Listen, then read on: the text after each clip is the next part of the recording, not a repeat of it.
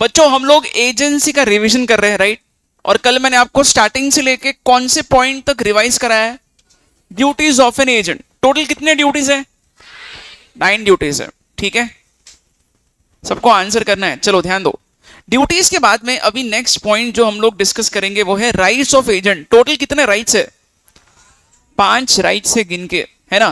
What is the first right of an agent? यहां लिखा है right to retain out of sums received on principal's account. इसका meaning ये है agent total 3 amounts को रिटेन कर सकता है, कट कर सकता है। अगर मैं एजेंट हूं, कस्टमर से पैसा आया तो मैं 3 अमाउंट्स को डिडक्ट कर सकता हूं। कौन से 3 अमाउंट्स एजेंट कट कर सकता है?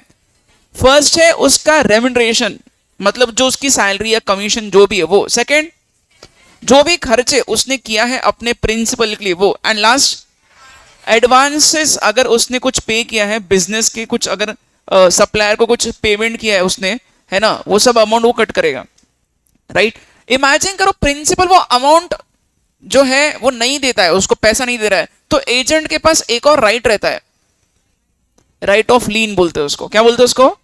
Right of lien. वो भी आएगा यहाँ पे, ठीक है? चलो, सेकंड राइट है राइट टू रेम्यूनरेशन। बच्चों as a general rule agent को रेम्यूनरेशन मिलना चाहिए वो जो पहले से डिसाइड हुआ है, ठीक है? देखो, प्रिंसिपल और एजेंट के कॉन्ट्रैक्ट में पहले से रेम्यूनरेशन डिसाइड हुआ है, कितना उसको सैलरी मिलने वाला है, तो उतना उसको मिलना चाहिए। कभी कभी अगर कॉन्ट्रैक्ट में गलती से मेंशन ही नहीं हुआ कि कितना रेम्यूनरेशन एजेंट को मिलना चाहिए, ना तो प्रिंसिपल ने बोला ना तो एजेंट ने पूछा मेरे को कितना रेम्यूनरेशन दोगे, है ना? अगर डिसाइड हुआ ही नहीं है, रेम्यूनरेशन के बारे में कुछ भी डिस्कशन नहीं होता है, तो भी लॉ बोलता है एक reasonable amount agent can recover as remuneration from his principal. Now what is this reasonable amount? It will depend on facts of the case. हर केस पे अलग रहेगा, ठीक है? हर केस के फैक्ट्स के ऊपर वो डिपेंड करेगा। हो सकता है मेट्रो सिटी में एजेंट काम कर रहे हैं, ज्यादा उसको रेम्यूनरेशन मिलेगा, है ना? मेट्रो सिटी नहीं है, नांदेड़ जैसा कोई सिटी है, थोड़ा कम मिलेगा रेम्यूनरेशन। तो ये सब फैक्ट्स के ऊपर डिपेंड करेगा, right? So this is the second right of agent, right to remuneration, ठीक है? एक और बहुत इंपॉर्टेंट नोट है बच्चों, गलती अगर एजेंट करता है, मिसकंडक्ट अगर एजेंट ने किया है, उसकी वजह से प्रिंसिपल का नुकसान हो गया, तो प्रिंसिपल उसके मिसकंडक्ट का उसको रेम्यूनरेशन नहीं देगा। उल्टा उसने जो मिसकंडक्ट किया है उतना जो नुकसान हुआ है उतना वो कट करेगा सैलरी। एग्जाम्पल इसका मैंने दिया था आपको क्लास में, इफ यू कैन रिकॉल। बताओ एग्जाम्पल क्या था? वेटर ने होटल में 4 कप तोड़ दिए, है ना, और इसकी वजह से प्रिंसिपल का नुकसान हो गया, तो जो 4 कप का जो नुकसान है वो उसके सैलरी में से कट करेगा प्रिंसिपल, है ना? जो मिसकंडक्ट किया है किसने? एजेंट ने। उसके नेग्लिजेंस की वजह से अगर प्रिंसिपल का कुछ लॉस होता है, प्रिंसिपल वो उतना अमाउंट कट करके उसको बैलेंस रेम्यूनरेशन पे करेगा, ठीक है? अच्छा, इसके बाद में एक और मैंने आपको अभी जस्ट बताया था, agents lean on principles property. बच्चों बहुत सिंपल पॉइंट है, प्रिंसिपल के गुड्स देख लो यहाँ पे, प्रिंसिपल के गुड्स, ठीक है? प्रिंसिपल के पेपर्स, दूसरी प्रॉपर्टी, ये सब जो प्रिंसिपल के एसेट्स है, इस पे एजेंट को राइट ऑफ लीन होता है। What is meaning of lien? Right of lien मतलब क्या? पोजेशन किसके पास रहेगा? एजेंट के पास। एजेंट प्रिंसिपल के गुड्स, पेपर्स, प्रॉपर्टी ये देगा ही नहीं। कब तक नहीं देगा? जब तक एजेंट को उसका पैसा पूरी तरीके से रिकवर ना हो जाए, वो प्रिंसिपल के सारे गुड्स को अटका के रखेगा। This is called as right of lien, है ना? बट एक और बहुत इंटरेस्टिंग पॉइंट क्या है, राइट ऑफ लीन रहने के लिए एजेंट के पास पोजेशन जरूरी है। मान लो गलती से एजेंट ने पोजेशन दे दिया है प्रिंसिपल को, अब राइट ऑफ लीन गया, है ना? या तो इंप्लाइड वे में राइट ऑफ लीन जा सकता है, या तो एक्सप्रेसली भी राइट ऑफ लीन जा सकता है। इंप्लाइड वे में कैसे जाएगा? प्रिंसिपल आता है, अपने गुड्स एजेंट के सामने लेके जाता है, एजेंट ने कुछ बोला ही नहीं, इंप्लाइड है, राइट ऑफ लीन गया, है ना?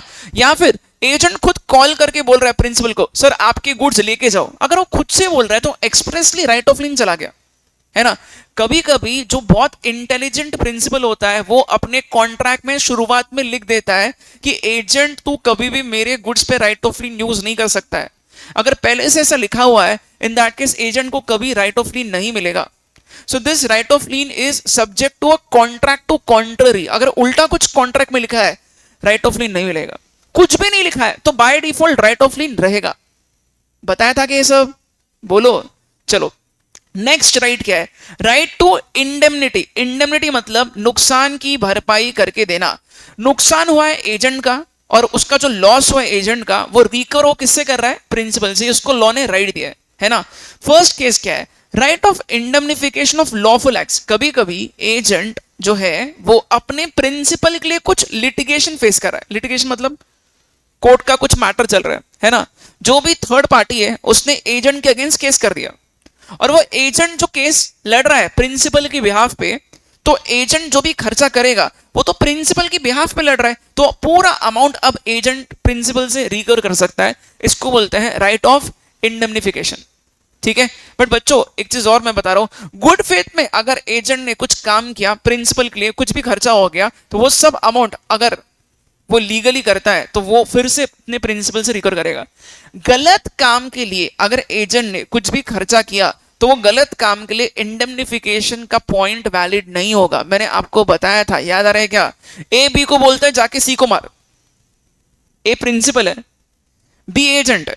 प्रिंसिपल एजेंट को बोल रहा है जाके किसी को मार के आ। एजेंट उसकी बातों में आ गया और किसी को मार के आ रहा है और खुद मार खा के आ गया। ऐसे में उसके हॉस्पिटल का खर्चा agent can not recover from principal. क्यों? क्योंकि एजेंट ने जो एक्ट किया है वो खुद इन इटसेल्फ अनलॉफुल है। अनलॉफुल एक्ट के लिए आप राटिफाई नहीं कर, आप इंडेमनिफाई नहीं कर सकते हो।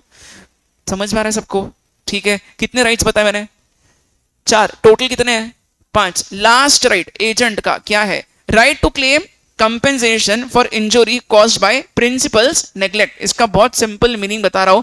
कभी कभी प्रिंसिपल के लापरवाही की वजह से बेचारे एजेंट का नुकसान हो सकता है, ठीक है। इसमें मैंने आपको कौन सा एग्जाम्पल बताया था?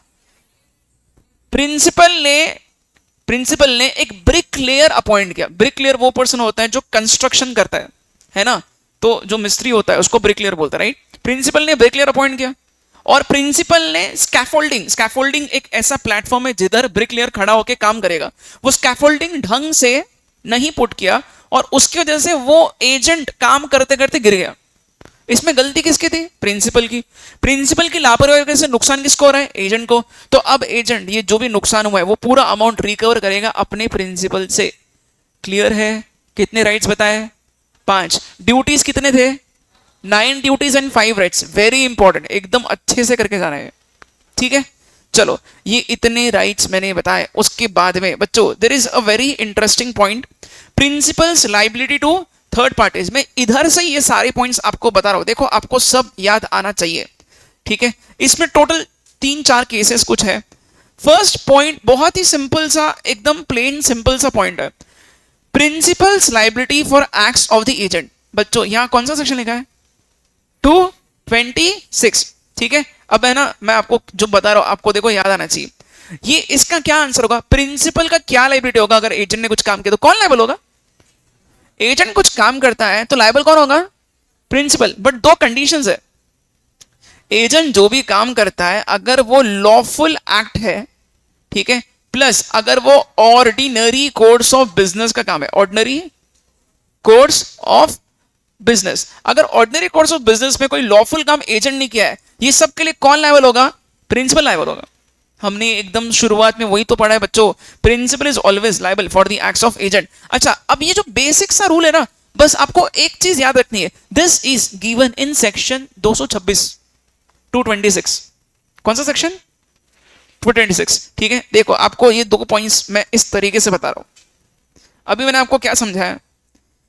कौन काम करेगा किसके लिए? एजेंट काम करेगा किसके लिए? प्रिंसिपल के लिए। अगर एजेंट जो काम कर रहा है ये लॉफुल है ना, प्लस ये ऑर्डिनरी कोर्स ऑफ बिजनेस का काम है, ये सारे काम के लिए कौन लायबल होगा? Principal is liable. This is given in section 226। कौन सा सेक्शन है? 226, ठीक है। एक और सेक्शन है 230। Very good. सेक्शन 230 ये बोलता है कि भाई agent liable, agent is not liable. ये कौन बोल रहा है? सेक्शन 230। अच्छा, एक हिसाब से देखा जाए तो दोनों भी सेक्शंस एक दूसरे को कॉम्प्लीमेंट कर रहे हैं। कॉम्प्लीमेंट कर रहे हैं मतलब ऑपोजिट बातें नहीं कर रहे। आप देखोगे तो दोनों भी सेम ही है। समझ में आया क्या? उसका उल्टा लिख दिया है ना।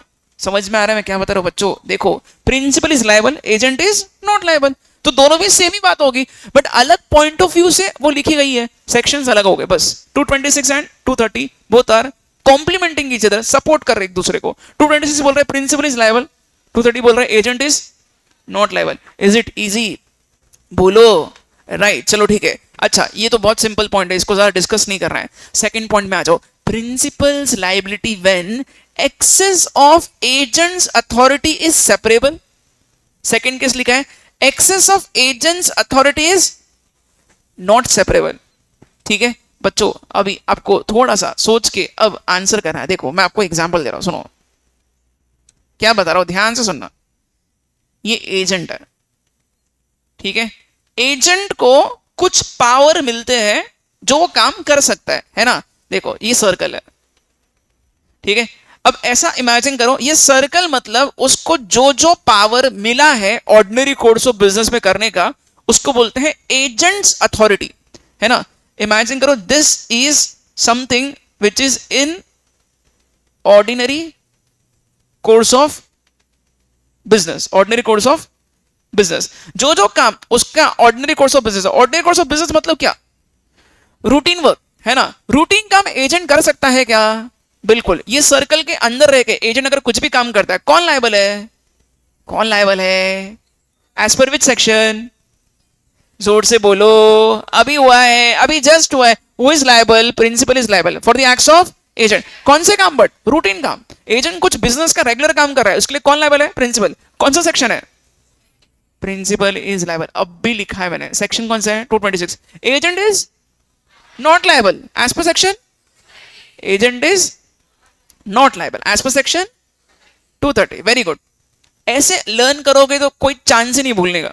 सही बोल रहा हूं, ठीक है। अच्छा, अब मैं आपको क्या बता रहा हूं, सुनो। कभी कभी क्या होता है, एजेंट जो है ना बच्चों, ये सर्कल क्या है पता है? एजेंट के औकात की रेखा। अगर इसको एजेंट ने क्रॉस किया और ऐसा कुछ काम किया जो काम करने का परमिशन प्रिंसिपल ने नहीं दिया था, तो in that case principal is not liable now, क्योंकि एजेंट ने उसका लिमिटेशन क्रॉस किया है। एक चीज और, ये जो सर्कल है ना, इसको क्या बोलते हैं लॉ के लैंग्वेज में? ऑर्डिनरी कोर्स ऑफ बिजनेस तो मैंने लिखा है, और क्या बोलते हैं? इसी को बोलते हैं एजेंट्स अथॉरिटी, पावर, है ना। इसको क्या बोलते हैं? इसी को हम लोग क्या लिख सकते हैं? इसी को हम लोग लिख सकते हैं एजेंट्स, क्या लिख सकते हैं? अथॉरिटी। अथॉरिटी मतलब परमिशन, पावर। उसके पास इतना काम करने का परमिशन है। अब मैं आपको क्या बता रहा हूं, सुनो। अगर गलती से एजेंट ने ऐसा कुछ काम किया जो इस सर्कल के बाहर है, बताओ, अगर इसने ऐसा कुछ काम किया which is outside this circle, इसको क्या बोलते हैं? इसको बोलते हैं एक्सेस ऑफ एजेंट्स अथॉरिटी। क्या बोलते हैं? लैंग्वेज में आपको लर्न करा के दे रहा हूं। अगर इसके बावजूद भी आपने खुद का कुछ लिखा तो आपको मार्क्स कम मिलेंगे, तो वापस मत आना सर मार्क्स कम क्यों मिले।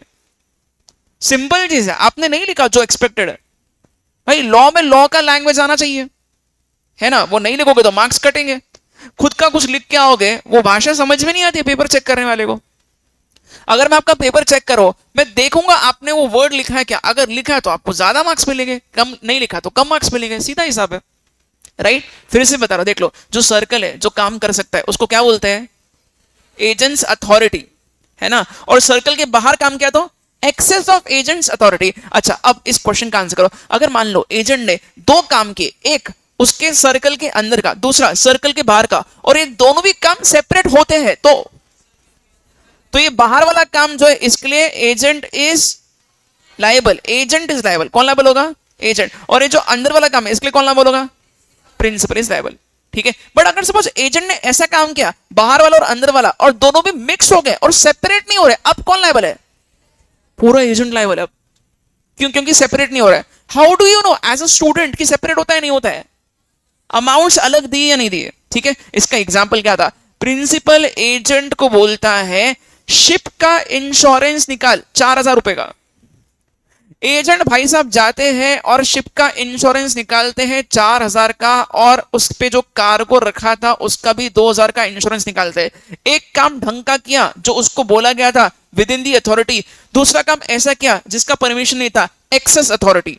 ये क्या है? ये अथॉरिटी वाला काम है और ये एक्सेस वाला काम है। अब बताओ, ये दोनों भी काम मिक्स हो गए क्या? सेपरेट हो रहे नहीं हो रहे? सेपरेट हो रहे नहीं हो रहे? सेपरेट हो रहे। 4,000 2,000 अमाउंट अलग अलग लिखे, तो ये वाले काम के लिए कौन लायबल होगा? प्रिंसिपल लायबल होगा, और ये वाले काम के लिए कौन लायबल होगा? एजेंट लायबल होगा। बट मान लो सपोज शिप का इंश्योरेंस निकालने के लिए बोला है, और एजेंट क्या करता है? एजेंट शिप प्लस कार्गो दोनों का 6,000 रुपए पे करके कंबाइंड इंश्योरेंस खरीद लेता है। अब ये एक काम सही किया, दूसरा काम गलत किया, बट ये सही और गलत का अमाउंट अलग अलग नहीं दिया। It means this is not separable. अब क्या होगा? पूरे काम के लिए अब कौन लायबल होगा? Agent is liable. ये जो मैंने अभी एग्जांपल देके समझाया है बच्चों, यही यहां लिखा है 227 एंड 228। बताओ समझा क्या? राइट चलो नेक्स्ट। और क्या लिखा है? Liability of principal inducing belief that agent's unauthorised acts were authorised. बच्चों ये बहुत सिंपल सा पॉइंट है, इसको बहुत कॉम्प्लिकेट करके ऐसा लिखा है। मैं आपको एक छोटा एग्जांपल देके एक्सप्लेन कर रहा हूं, सुनो। कभी कभी क्या होता है, अगर आप एजेंट हो तो आपकी एक जिम्मेदारी होती है, आप जब भी मार्केट में जाके आपके प्रिंसिपल के लिए गुड्स परचेस करोगे, सामने वाले को एक क्लैरिफाई करो कि आप खुद के नाम पे नहीं खरीद रहे हो, आप प्रिंसिपल के नाम पे खरीद रहे हो। कैसे करोगे clarify? Principal, agent, supplier. Supplier से सामान खरीदा किसने? एजेंट ने। कितने का? 10 लाख का, उधारी पे। क्रेडिट पे सामान परचेज किया सप्लायर से। तो जब सप्लायर से सामान खरीदा जाएगा तो एजेंट को क्या करना है? एजेंट को क्लैरिफाई करके बोलना है, सप्लायर सुन, ये जो सामान मैं खरीद रहा हूं, मैं खुद के लिए नहीं खरीद रहा हूं, ये मेरे प्रिंसिपल के लिए खरीद रहा हूं। कैसे करेगा वो क्लैरिफाई? वो जब बिल बनाएगा सप्लायर, तो सप्लायर को बोलेगा बिल पे मेरे प्रिंसिपल का नाम लिख भाई, मैं पे नहीं करूंगा, प्रिंसिपल पे करेगा। अगर ये नहीं बोला तो, अगर एजेंट ये बोलना भूल गया तो सप्लायर एजेंट को पकड़ेगा ये सोच के कि भाई मेरे को लगा तेरे को पर्सनली ये गुड्स खरीदना है। वेरी इंपॉर्टेंट, वही बोल रहा है वो इनडायरेक्टली। ठीक है, अच्छा बच्चों थर्ड पॉइंट में आते हैं। बहुत इजी इजी पॉइंट है, मैं आपको बस शॉर्ट में बता रहा हूं because this is only a revision lecture. ठीक है, थर्ड पॉइंट क्या लिखा? Third point, consequences of notice given to an agent. बच्चों बहुत सिंपल सा पॉइंट है, क्या बोल रहे हैं पता है? अगर एजेंट को कोई चीज की नोटिस मिलती है, नोटिस मतलब इंफॉर्मेशन, नोटिस मतलब इंफॉर्मेशन, इंफॉर्मेशन मतलब जानकारी, नॉलेज, नॉलेज। ठीक है, अगर एजेंट को कोई चीज समझ में आती है तो वो चीज किसके कान पे चली गई है? प्रिंसिपल के। बहुत इजी पॉइंट है बच्चों। ये क्या बोल रहे पता है? एजेंट को पता चल गया मतलब किसको पता चल गया? प्रिंसिपल को। बट कौन सी बात है एजेंट को पता चली तो प्रिंसिपल को भी पता चल गई? बिजनेस से रिलेटेड या नॉन बिजनेस? बिजनेस से रिलेटेड है ना। एजेंट को कोई पर्सनल इंफॉर्मेशन उसके लाइफ के समझ में आई है ना, वो चीज प्रिंसिपल को समझ में आना जरूरी नहीं है, कुछ लेना देना ही नहीं है ना। फॉर एग्जाम्पल एजेंट ने एक दिन पहले अपने बीवी को कहीं घुमा के डिनर करा के पिक्चर दिखाया, ये इंफॉर्मेशन प्रिंसिपल को भी पता चल गई, जरूरी है क्या? No, this is not related to business. But if there is some information which is related to the business, if agent is aware, law will assume that principal is also aware. Example, income tax का notice आया, वो notice agent के हाथ में आया, agent को पता चल गया कि इनकम टैक्स डिपार्टमेंट ने नोटिस भेजा है, तो ये चीज किसको पता चल गई है? प्रिंसिपल को। लॉ अज्यूम करता है एजेंट ने लिया क्या, प्रिंसिपल ने लिया क्या, एक ही बात है। But this should be related to business, वही है। Consequences of notice given to an agent, agent को नोटिस मिला मतलब किसको नोटिस मिल गया? प्रिंसिपल को। ऐसा क्यों? क्योंकि लॉ बोलता है एजेंट को, एजेंट तो प्लीज अपने बिजनेस के सीक्रेट्स कभी भी मत रख। किसके साथ सीक्रेट नहीं रखना है? प्रिंसिपल के साथ। उसको हर एक चीज बताओ, क्योंकि दोनों का बॉन्डिंग होता है फिड्यूशरी। फिड्यूशरी मतलब भरोसे वाला, वो ट्रस्ट ब्रेक नहीं करना चाहिए एजेंट ने। ठीक है, एंड लास्ट बच्चों क्या लिखा है? Principles liability for agents fraud, misrepresentation और टॉट। बच्चों अगर एजेंट फ्रॉड करता है तो क्या होगा बताओ? एजेंट ने फ्रॉड किया या एजेंट ने मिसरिप्रेजेंटेशन किया या कुछ गलत काम टॉट वगैरह किया, क्या होगा इसका? एजेंट अगर फ्रॉड करता है तो क्या होगा? Who is liable? इसका ऐसा एक आंसर नहीं है। आपको ये पूछना है सर ये फ्रॉड बिजनेस से रिलेटेड फ्रॉड है क्या? अगर बिजनेस से रिलेटेड फ्रॉड है तो प्रिंसिपल इज लायबल, बट अगर बिजनेस से रिलेटेड फ्रॉड नहीं है तो principal is not liable. Example बताया था आपको, ध्यान से सुनना। सपोज बिजनेस में एजेंट ने कस्टमर के साथ फ्रॉड किया, तो कस्टमर प्रिंसिपल का गला पकड़ेगा ये बोल के कि भाई ये तेरे एजेंट ने किया है काम, तेरे को रिप्रेजेंट कर रहा है। एजेंट की गलती किसकी गलती मानी जाएगी? प्रिंसिपल की। एजेंट का फ्रॉड बिजनेस से रिलेटेड किसका फ्रॉड होगा? प्रिंसिपल का। बच्चों बोलो समझ में आया क्या? ठीक है, एग्जाम्पल, सपोज ऑफिस स्टाफ में से कोई अगर फ्रॉड करता है स्टूडेंट के साथ, ऐसा नहीं होगा, एग्जाम्पल है, अगर करता है तो हम लोगों पे ब्लेम आएगा, बिकॉज ऑफिस स्टाफ हमारा ही है और ये बिजनेस का फ्रॉड चल रहा है। Are you getting the point और नॉट? ठीक है, बट एक क्वेश्चन का आंसर करो, अगर एजेंट ने अपने पर्सनल लाइफ में कुछ फ्रॉड किया है तो एजेंट ने अपने पर्सनल लाइफ में कुछ बैंक से लोन लिया फ्रॉड करके, है ना, in that case principal is not liable, क्योंकि वो बिजनेस का फ्रॉड नहीं है। समझ में आया क्या? बोलो, वही पॉइंट है बच्चों, दैट्स इट। चलो, ये सारे पॉइंट्स मैंने अभी आपको बता दिए। नेक्स्ट पॉइंट पे आते हैं, फटाफट इसको खत्म करते हैं। बताओ क्या लिखा है, देख लो next point, personal liability of agent to third parties. अब भी बताया मैंने, दो सेक्शंस, कौन से दो सेक्शन साथ में हमने पढ़े हैं? 226 एंड 230। जल्दी बताओ, 226 क्या है? Principal is liable for the acts of agent. 230 क्या है? Agent is not liable.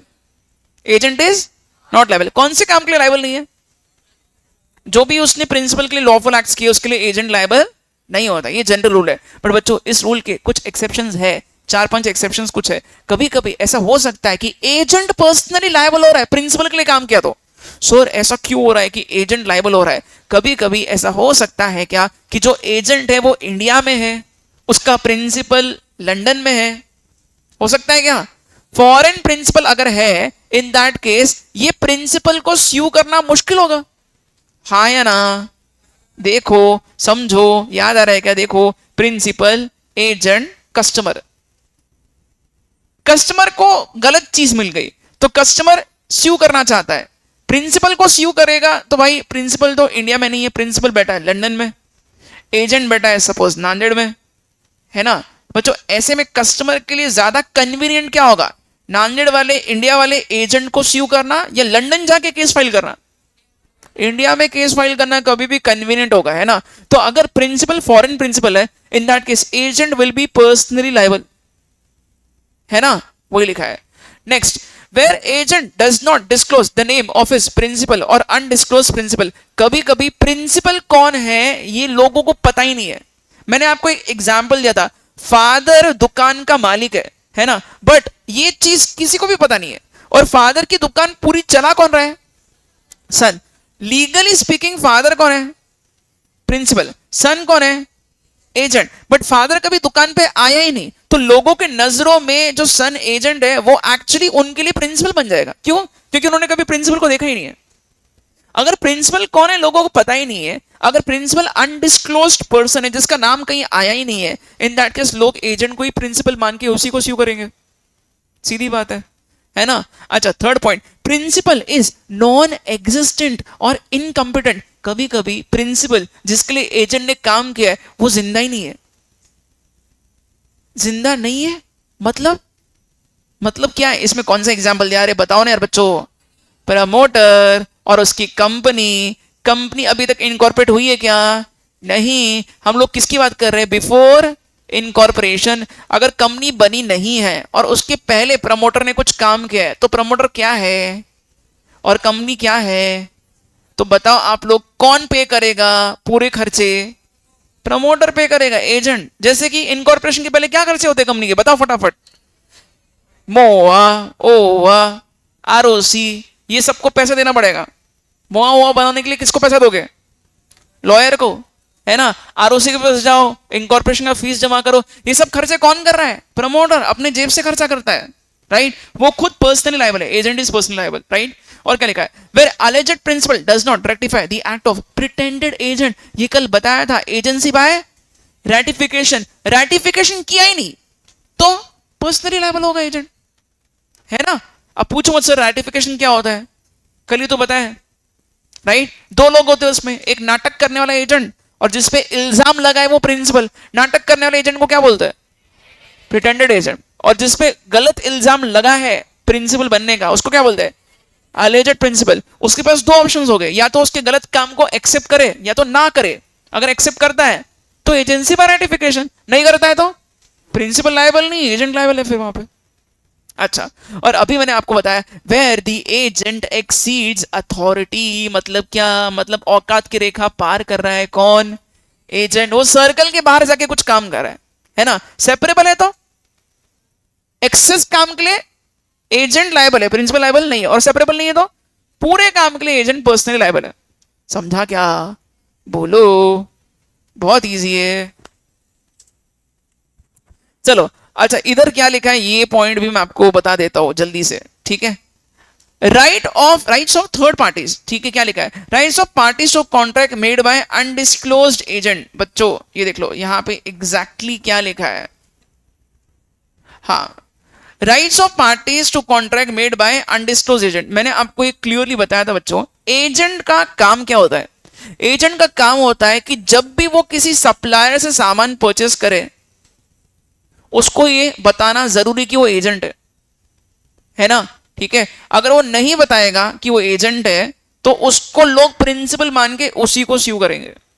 Same point लिखा है, कुछ भी अलग नहीं है, राइट। अगर एजेंट ने डिस्क्लोजर नहीं दिया कि वो एजेंट है तो बाहर वाले लोग उसी को पकड़ के उससे पैसा वसूल करना चालू करेंगे। कभी भी एजेंट सप्लायर से गुड्स परचेस करता है, ही शुड क्लैरिफाई कि वो गुड्स उसने नहीं खरीदा है, वो अपने प्रिंसिपल के लिए खरीद रहा है। ओके, सेम वही लिखा है यहाँ पे। नेक्स्ट पॉइंट और क्या लिखा है यहाँ पे, performance of contract with agent supposed to be the principal. Will do one thing, ये एक दो पॉइंट्स एकदम एंड में बताऊंगा, ये दो पॉइंट्स, ठीक है। यहां आ जाओ, ये लास्ट, ये सारे पॉइंट्स हम लोग खत्म कर देते हैं। टर्मिनेशन ऑफ एजेंसी, बच्चों ये सब मॉडल से मैंने आपको बताया था, राइट। आ जाओ फटाफट, अब आपको आंसर करना है, सभी लोग प्लीज आंसर करो। टर्मिनेशन मतलब, टर्मिनेशन मतलब एजेंसी को हम लोग क्या कर रहे हैं, एंड करें, खत्म करें। एजेंसी का कॉन्ट्रैक्ट, प्रिंसिपल और एजेंट के बीच में का जो कॉन्ट्रैक्ट है वो खत्म कैसे कैसे हो सकता है। फर्स्ट एंड सेकंड तरीका ध्यान से देखो, फर्स्ट लिखा है रिवोकेशन, सेकंड लिखा है रिनंसिएशन। रिवोकेशन मतलब किसके तरफ से ये कैंसिल हो रहा है, प्रिंसिपल, और रिनंसिएशन में एजेंट कैंसिल करता है, ठीक है। अब थोड़ा सोचो और बताओ, आंसर करना। अगर मैं प्रिंसिपल हूं और मैंने किसी को अपना एजेंट बनाया 12 महीने के लिए, कितने महीने के लिए, 12 महीने के लिए, ठीक है। 8 महीने के बाद अगर मैं उसको काम से निकालता हूं without reason, this is called as revocation, ठीक है। गलती किसकी है यहां पे फिर, प्रिंसिपल की गलती। क्यों, टाइम था 12 महीने का और उसके पहले मैंने निकाल दिया उसको, है ना। This is called as premature revocation. क्या बोलते हैं इसको, प्री मैच्योर रिवोकेशन। अगर विदाउट रीजन मैं एजेंट को काम से निकालता हूं टाइम खत्म होने के पहले तो मेरे को कंपेंसेट करना पड़ेगा एजेंट को। एक चीज और, रिवोकेशन के दो तरीके, या तो एक्सप्रेस या तो इम्प्लाइड। एक्सप्रेस मतलब बोल के या लिख के मैं उसको काम से निकाल सकता हूं, इम्प्लाइड मतलब एक्शन से। कभी कभी इम्प्लाइड रिवोकेशन कैसे हो सकता है, जो काम के लिए एजेंट को अपॉइंट किया है, एजेंट वो काम करे उसके पहले प्रिंसिपल ने खुद वो काम कर दिया। जैसे कि मैं एक ब्रोकर लगाता हूं मेरे घर को सेल करने के लिए, वो ब्रोकर घर को बेचे इसके पहले मैंने खुद से वो घर बेच दिया, तो ब्रोकर का काम खत्म हो गया और एजेंसी रिवोक हो गया, ठीक है।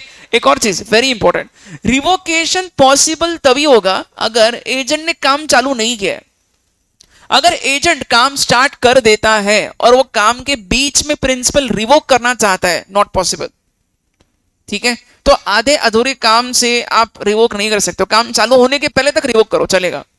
ओके, चलो नेक्स्ट, रिनंसिएशन सेम पॉइंट है, एग्जैक्ट सेम पॉइंट, बट इधर एक अलग पर्सन ने इसको कैंसिल किया है। रिवोकेशन में कौन कैंसिल करता है, रिवोकेशन में प्रिंसिपल, रिनंसिएशन में एजेंट कैंसिल करेगा। सेम एग्जांपल, 12 महीने का कॉन्ट्रैक्ट, एजेंट 8 महीने के बाद विदाउट रीजन छोड़ के जाता है काम, तो अब प्रिंसिपल एजेंट को स्यू करेगा, ठीक है। अच्छा, रिनंसिएशन में दो तरीके से हो सकता है, एक्सप्रेस और इम्प्लाइड। एक्सप्रेस कैसे होगा, वो बोल के जा रहा है, बोल के निकल रहा है कि सर कल से मैं काम पे नहीं आऊंगा।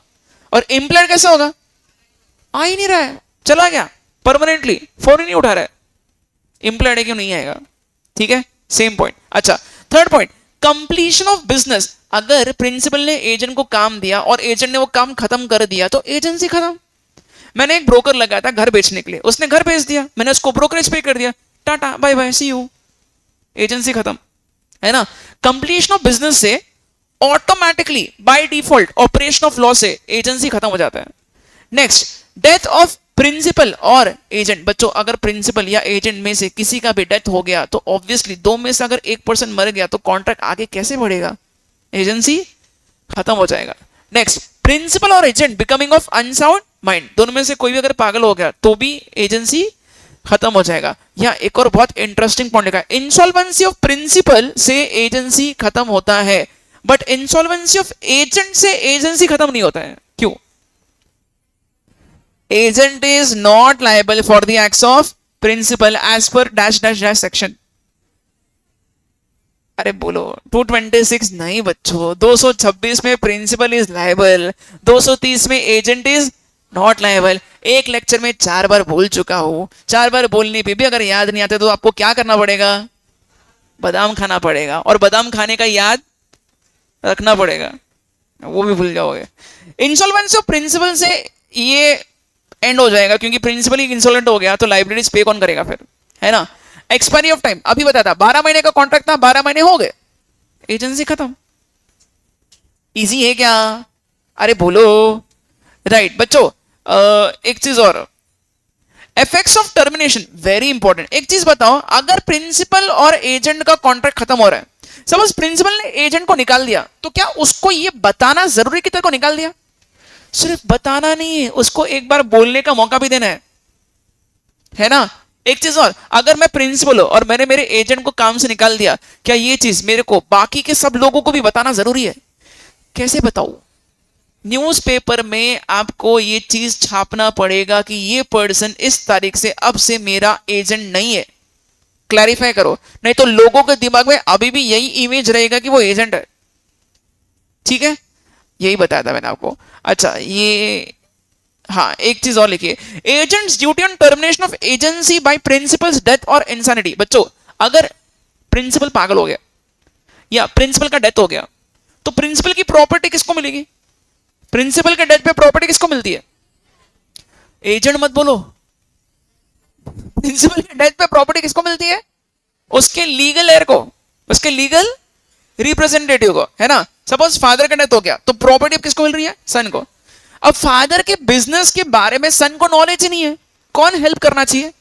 एजेंट। एजेंट हर एक चीज में उसको हेल्प करेगा, लीगल रिप्रेजेंटेटिव को। बिजनेस में किससे आना बाकी है पैसा, किसको देना बाकी है, ये सब चीजों में गाइड कौन करेगा? एजेंट। किसको? लीगल रिप्रेजेंटेटिव को, एज पर सेक्शन 209। ये एजेंट की ड्यूटी है। ठीक है। अच्छा लास्ट यहां पे एक बहुत इंटरेस्टिंग पॉइंट लिखा है, टर्मिनेशन ऑफ सब एजेंट्स अथॉरिटी। बच्चों सब एजेंट मेरे को बस बता दो किस तरीके से वो फ्लो होता है। सबसे ऊपर बोलो यार, उसके नीचे, और उसके नीचे प्रिंसिपल, एजेंट, सब एजेंट। अगर एजेंट का एजेंसी टर्मिनेट हो गया, अगर एजेंट नहीं रहा तो सब एजेंट का रोल खत्म हो जाएगा, वही बोल रहे हो। ठीक है, चलो ये समझ में आ गया। अगर आपको ये भी आ गया समझ में, एक बहुत इंपॉर्टेंट सेक्शन है, when the agency is irrevocable. ये वर्ड का मीनिंग बताओ ना प्लीज। रिवोक मतलब कैंसिल करना, इररिवोकेबल मतलब कैंसिल नहीं होता है। बच्चों एक ही ऐसा केस है जहां पे एजेंसी कैंसिल नहीं हो सकता है। कौन सा केस? बच्चों कभी कभी एजेंट को एजेंसी के कॉन्ट्रैक्ट के पहले से कुछ बेनिफिट रिकवर करना था प्रिंसिपल से। बताया था क्या? आपको एग्जांपल याद आ रहा है क्या? मैं अज्यूम करूंगा नहीं आ रहा है। एज ए टीचर ऐसा अजम्पशन करना अच्छा होता है कि बच्चों को कुछ याद नहीं है, ताकि मैं डिटेल में बता सकूं, है ना। ए बी, ए है सेलर, बी है बायर, गुड्स बेचे 10 लाख रुपए के ऑन क्रेडिट। ठीक है, तो ए हो गया, क्या हो गया? क्रेडिटर, और बी हो गया डेटर। ठीक है, ए बी को रोज कॉल करा, अरे वो 10 लाख रुपए का क्या हुआ, दे देना भाई, इतने दिन हो गए, है ना। बी बोल रहा है आज देता कल लेता, ऐसे बहुत दिन हो गए, है ना। फिर क्या होता है, तंग आके बी ए को बोलता है यार एक काम कर, तेरे को 10 लाख देना है ना मेरे को, एक काम कर तू मेरी प्रॉपर्टी सेल कर और 10 लाख ले ले। ए बोल रहा है मैं वही काम करूं क्या, तेरी प्रॉपर्टी मैं क्यों बेचूं, मेरे को मेरे 10 लाख दे दे। ए को फिर बी बोलता है एक काम कर प्रॉपर्टी सेल कर, प्रॉपर्टी सेल करने पे 1% कमीशन रख ले, प्लस पहले का तरह 10 लाख भी रिकवर कर लेना।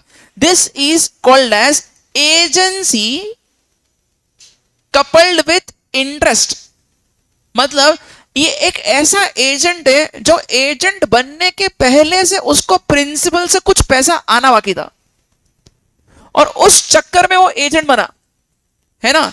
Now this agency coupled with interest is irrevocable, मतलब अब प्रिंसिपल चाह के भी इस एजेंसी को कैंसिल नहीं कर सकता है। प्रिंसिपल का डेथ हो या फिर प्रिंसिपल का यहाँ पे कुछ भी पागल भी हो गया, प्रिंसिपल इंसेन भी हो गया, डेथ और इंसैनिटी से भी यहाँ पे ये प्रिंसिपल का एजेंसी कैंसिल नहीं हो सकता है ना। This is called as irrevocable agency as per section 202। समझ में आया? खत्म हो गया, ये पूरा ही खत्म हो गया, है ना। यहाँ का एक पॉइंट मैं आपको बता रहा हूँ। ओके बच्चों, ये पॉइंट मैंने ना आपको इसके पहले बताया भी नहीं था। I just discuss this point, बहुत इजी पॉइंट है, एग्जाम्पल वगैरह कुछ लिखा नहीं, मॉडल में भी कहीं पे भी है, नॉट वेरी रेलेवेंट, बट लिखा है तो डिस्कस कर लेते एक बार, है ना। कॉन्सिक्वेंसेस ऑफ इंड्यूसिंग एजेंट और प्रिंसिपल, इंड्यूसिंग एजेंट और principal on believe that principal और agent will be held exclusively liable. Exclusive word का मतलब क्या है? आपने क्या कभी जिंदगी में ये शब्द सुना है एक्सक्लूसिव? मतलब कम ऑन यार, एक्सक्लूसिव वर्ड, हाँ एक्सक्लूसिव मतलब नॉट इंक्लूडेड। अच्छा इतना दिमाग मत लगाओ यार, नहीं थोड़ा सिंपल करो ना। एक्सक्लूसिव, एक्सक्लूसिव मतलब और कहीं नहीं, सिर्फ वही। फिर से बता रहा हूं बच्चों, एवरीवन लिसन, सुनो मैं क्या बता रहा हूं आपको, बता रहा हूं ये वर्ड यूज करके बता दो, सभी लोग ध्यान दें यहाँ पे, एवरीवन लिसन, सुन लो। अगर सपोज से वन प्लस फोन सिर्फ अमेजोन पे मिल रहा है, फ्लिपकार्ट पे नहीं मिलता है, कहीं भी नहीं मिल रहा है, वन प्लस फोन किसी को खरीदना है, सपोज एग्जाम्पल दे रहा हूं, ठीक है, एग्जाम्पल है, only example, theoretical example. Suppose one plus phone सिर्फ अमेजोन पे मिलता है, तो अमेजोन एडवर्टाइज कैसे करेगा पता है? Exclusively available only on Amazon, मतलब वो सिर्फ वही मिल रहा है, एक्सक्लूसिव है, सिर्फ वही, उसको बोलते हैं एक्सक्लूसिव। समझ में आया क्या? है ना, एक्सक्लूसिव मतलब और कहीं नहीं, सिर्फ वहां पे, ठीक है। आप जो बोल रहे हो वो गलत नहीं है, बट उसको सिंपल करके मैं बता रहा हूं आपको, राइट। अब पढ़ो हेडिंग, फिर से हेडिंग ही पढ़ना है, एग्जाम्पल में घुस मत जाना। क्या लिखा है? कॉन्सिक्वेंसेस ऑफ इंड्यूसिंग एजेंट और principal to act on belief that principal or agent will be held exclusively liable। देखो मैं आपको एकदम सिंपल एग्जांपल दे रहा हूं, प्रिंसिपल, एजेंट,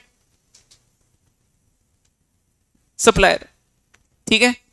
सप्लायर एजेंट के साथ कॉन्ट्रैक्ट करता है, कॉन्ट्रैक्ट में कुछ लायबिलिटी इनकर होता है और क्लियरली बोला गया था ये लायबिलिटी के लिए एक्सक्लूसिवली कौन लायबल है? एक्सक्लूसिवली कौन लायबल है? प्रिंसिपल, ठीक है। इसका मीनिंग क्या है? सप्लायर एजेंट को पहले से क्लियरली बता रहा है कि भाई तेरे से पैसा नहीं लूंगा, एक्सक्लूसिवली मतलब सिर्फ किससे लूंगा? प्रिंसिपल से। तो कौन लायबल होगा? प्रिंसिपल। बट ये तो बहुत सिंपल पॉइंट है, इसमें कुछ नया नहीं सीखा आपने, बट इमेजिन करो उल्टा होता है केस। उल्टा मतलब प्रिंसिपल यहां पे है, यहां सप्लायर है और यहां एजेंट है, ठीक है। कभी कभी ये भी हो सकता है कि प्रिंसिपल ने सप्लायर के साथ कॉन्ट्रैक्ट किया और यहां पे लाइबिलिटी एक्सक्लूसिवली, या फिर इसको ऐसे भी करते, रुको ये थोड़ा कॉम्प्लिकेट होगा नहीं तो चलो ऐसे बताता हूं, सुनो। एजेंट, प्रिंसिपल, सप्लायर, सप्लायर ने एजेंट के साथ कॉन्ट्रैक्ट किया। ध्यान से सुनना मैं क्या बता रहा हूं आपको, बहुत अच्छे से सुनना, ठीक है। अच्छा, एजेंट इंडिया में रहता है, पुणे में, प्रिंसिपल भी इंडिया में रहता है, मुंबई में। सप्लायर बहुत होशियार है, सप्लायर ने एजेंट के साथ कॉन्ट्रैक्ट किया, गुड्स बेचे, ठीक है, 20 लाख रुपए के। कैसे बेचे? उधारी पे बेचे, ठीक है। सप्लायर शुरुआत से एजेंट को क्या बोलते पता है? एजेंट सुन ले, ये 20 लाख रुपए ना मैं वसूल करने के लिए प्रिंसिपल के पास भागूंगा नहीं, मैं तेरे से वसूल करूंगा एक्सक्लूसिवली। मीनिंग बताओ इसका, सोच के बताओ। और एजेंट बोल रहा है ओके सर डन, इसका मीनिंग बताओ। बच्चों इसका मीनिंग बहुत खतरनाक है। एजेंट खुद के ऊपर वो लायबिलिटी लेने को रेडी हो गया। आप इस चीज को समझो मैं क्या बता रहा हूं और आप इसको कंप्लीट करोगे, because this is a last point. हो गया, रिवीजन भी हो गए, एग्जाम्पल जो पहले डिस्कस किया तो वो भी खत्म हो जाएगा। मैं क्या बता रहा हूं ध्यान से सुनना। सप्लायर एजेंट को सप्लाई कर रहा है, उधारी पे बेचा, 20 लाख का सामान बेच दिया, और सप्लायर ने अलग से क्या लिखा, उसने बोला exclusively only you will be liable.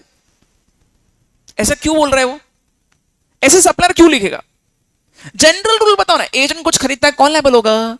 Principal. यहां पे ऐसा पॉइंट नहीं बोल रहा है सप्लायर। सप्लायर क्या बोल रहा है? मैं प्रिंसिपल के पास जाके पैसा वसूल नहीं करूंगा, एजेंट सुन मैं तेरे से वसूल करूंगा। क्यों? क्योंकि इसके लिए ज्यादा कन्वीनियंट होगा, क्योंकि दोनों भी पुणे में रहते होंगे। सप्लायर पुणे का है, एजेंट भी पुणे का है ना? पुणे में वसूल करना इजी होगा, मुंबई थोड़ा ना जाएगा वसूल करने के लिए, राइट? ठीक है, तो उसने क्या बोला? Exclusive you will be liable. तो इन दैट केस अगर एजेंट अग्री कर रहा है इस चीज को, सच में वो अकेले लायबल हो जाएगा। समझ में आया क्या? वही लिखा है बस। Consequences of inducing agent or principal to act on belief that principal or agent will be held exclusively liable। अगर प्रिंसिपल को एक्सक्लूसिवली लायबल बोला तो वो खुद लायबल होगा, एजेंट को पे नहीं करना है। और एजेंट को एक्सक्लूसिवली लायबल बोला तो एजेंट को पे करना पड़ेगा। बट अब सोचने की बात क्या है, सर एजेंट क्यों पे करेगा? एजेंट बाद में वसूल करेगा प्रिंसिपल से। वो प्रिंसिपल मुंबई का है, उसको कैसे रिकर करना है वो एजेंट का लुकआउट है। एजेंट हाँ इसलिए बोलेगा because agent is very confident कि प्रिंसिपल से वसूल कर लेगा 20 लाख जो एजेंट ने भी दिया है। समझा क्या? एक चीज और आपको इसका आंसर करना है। सपोज इस एग्जांपल में एक्सक्लूसिवली एजेंट लायबल हो रहा है, इसने हाँ बोल दिया। अब इसने 20 लाख अपने जेब से दिया, ये 20 लाख एजेंट प्रिंसिपल से रिकर कैसे करेगा? बोलो बच्चों, 20 लाख एजेंट ने अपने जेब से दिए, किसके लिए? प्रिंसिपल के लिए। अब रिकर कैसे करेगा? उसका राइट है। क्या राइट है? Right to return money. और अगर सपोज उसने पैसा नहीं दिया प्रिंसिपल ने अभी भी, तो गुड्स पे राइट ऑफ लीन होगा। अरे एजेंट को वसूल करने के बहुत ऑप्शंस है यार, एजेंट मस्त वसूल कर सकता है पैसा, उसका टेंशन नहीं उसको। इसलिए एजेंट ने हाँ बोल दिया, किसको? सप्लायर को, एक्सक्लूसिव लायबिलिटी के लिए। समझा क्या? बोलो बच्चों, इधर आपका एजेंसी पूरी तरीके से खत्म होता है अलोंग विथ रिवीजन। हम लोग अब नेक्स्ट लेक्चर में क्या करेंगे? नेक्स्ट लेक्चर में हम लोग नया कुछ नहीं सीखेंगे, रिवीजन ही करेंगे। Only those who are interested should attend. This is not compulsory. मैं बार बार बता रहा हूं, ठीक है? तो यूनिट 3 स्टार्ट करेंगे हम लोग कल। यूनिट 3 इज कौन से 2 पॉइंट्स रह गए?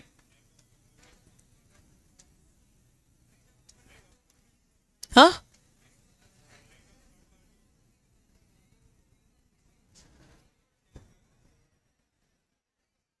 ये बोल रहे हो?